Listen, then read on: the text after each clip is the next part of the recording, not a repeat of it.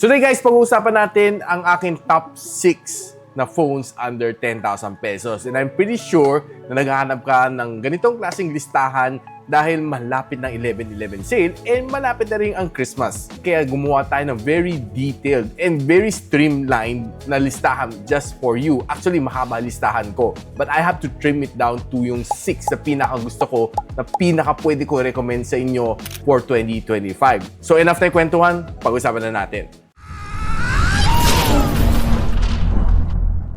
Now, itong listahan na to, in any order na to, no? Wala naman sinabi na may top 1, 2, 3, pero top 6 ko. This is purely based sa aking review and nagamit ko siya and nakalikot ko siya. And it's probably the best 6 na marirecommend ko sa inyo among the rest na nagamit ko. So, let's start it off.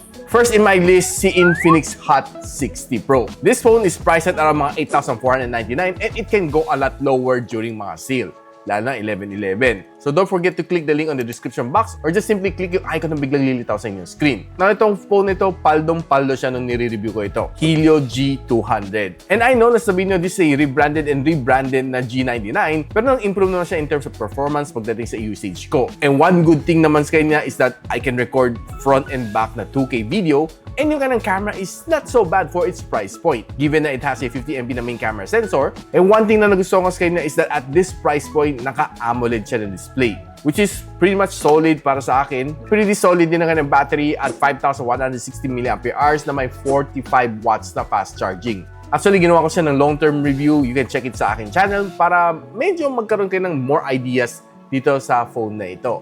Now, second on my list is the Tecno Camon 40. Now, the phone na ito is more focused on the camera and it's currently priced at 9,890. And it can go way lower pagdating sa 11/11 sale, which I'm pretty sure na pag kinlik mo ang link sa description ko, makikita mo yung lowest price na possible this 11/11 and probably sa 12/12 din. Medyo mas underpowered siya ng konti sa Infinix HOT 60 Pro. This one has a MediaTek Helio G100. It's basically the second iteration ng G99 and si G200 is the third iteration ng G99. Walang katapusan ng G99. Siguro next year, G300 na.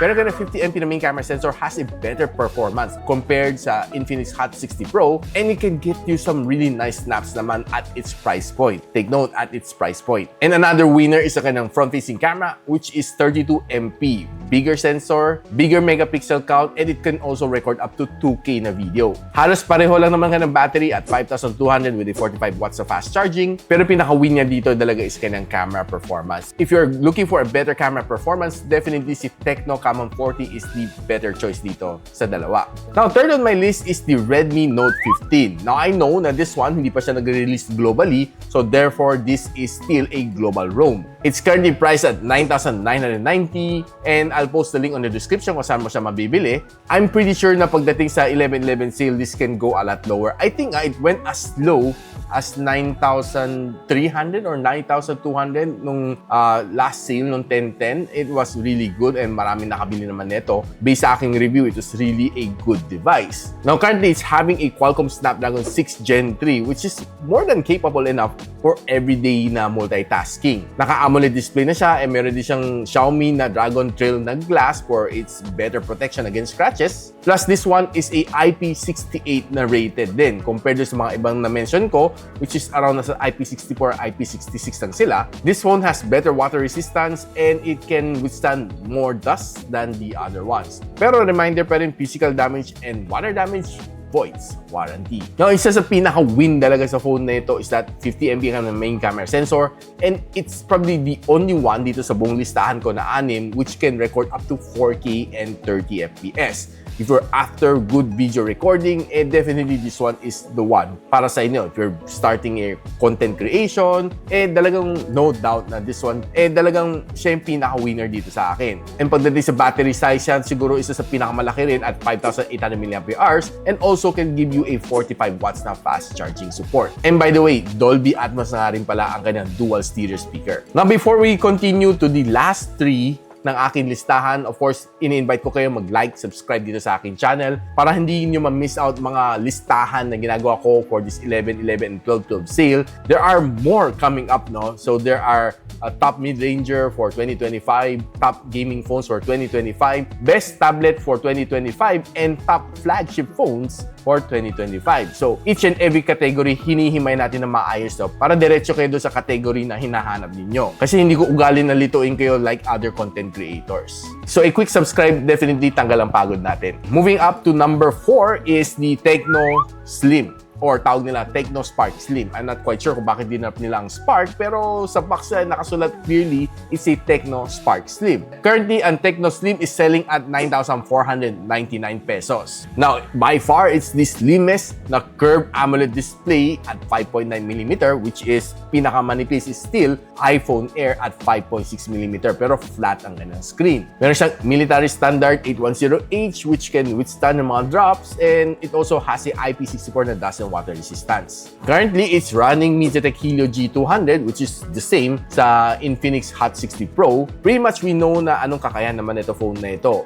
Gaming performance, wala problema. Basta huwag ka lang maglaro ng AAA games, I think kayang-kaya naman na dito. Yung ganang 50MP na camera sensor can get you some nice decent shots naman, and of course, yung ganang front-facing camera is quite good as well. One thing na magustuhan mo dito sa kanya is 5,160 mAh ang kanyang battery despite being so slim, and meron siya 45 watts of fast charging support as well. Plus, may bypass charging pa siya. Good news para sa mga gamers. And meron din siyang Dolby Atmos na dual stereo speaker as well. And almost patapos na rin tayo, and we're on the number 5 na ating listahan, which is the Nubia Neo 3 5G. Currently, nagkaroon siya ng price drop and nasa 8,999. Dati nasa 10,999 siya, which is for me a surprise price drop.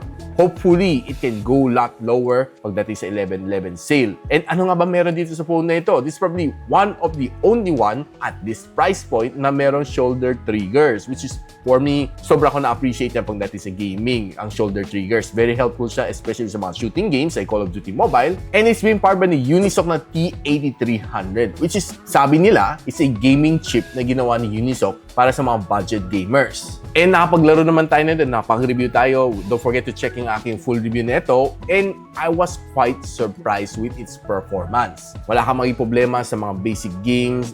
Just don't try sa mga AAA games. Makapaglaro ka na maayos naman dito sa mga PUBG, MLBB, and Call of Duty Mobile. Yung na 50MP na main camera sensor is just average, not really that special for me. Pero sa gaming talaga siya babawi. By far, this one has one of the largest na battery at this price point at 6,000 mAh and supporting 33 watts na wired charging, and meron din siyang bypass charging support. Okay, right now we're down to my last and final recommendation for this list, ang top 6 phones na pwede ko recommend under 10,000 pesos. Actually, nung ginagawa ko itong listahan na to, medyo mahaba siya. Siguro sa 15 or 14 sila na kailangan ko i-stash out, no, yung mga feel ko na shouldn't be part of the list. Pero I really need to make some cuts dito. And itong listahan na ito is the best among the best doon sa mahabang listahan ko na pwede ko i-recommend sa inyo. So talagang hinihimay ko talaga siya na maayos kasi since most of these phones nagamit naman natin personally dito sa aking channel, and na-review ko na rin siya para sa inyo. Hindi lang yung haka-haka lang na sabi ni ganito, maganda to, so sinama ko sa listahan. No, it's more of talagang personally nagamit ko,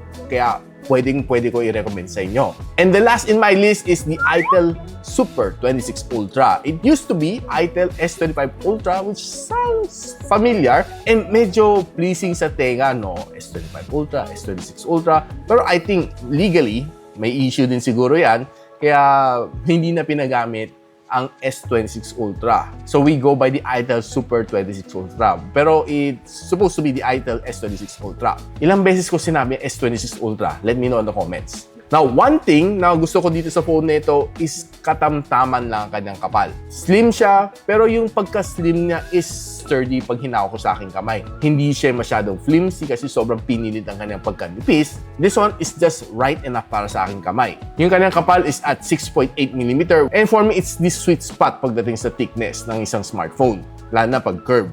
IP65 dust and water resistant, and pwede siya mag-drop resistant up to 1.5 meter. Ang kanyang AMOLED display is being protected by Corning Gorilla Glass 7i. And ang kanyang processor, ang Unisoc T7300, is quite a performer.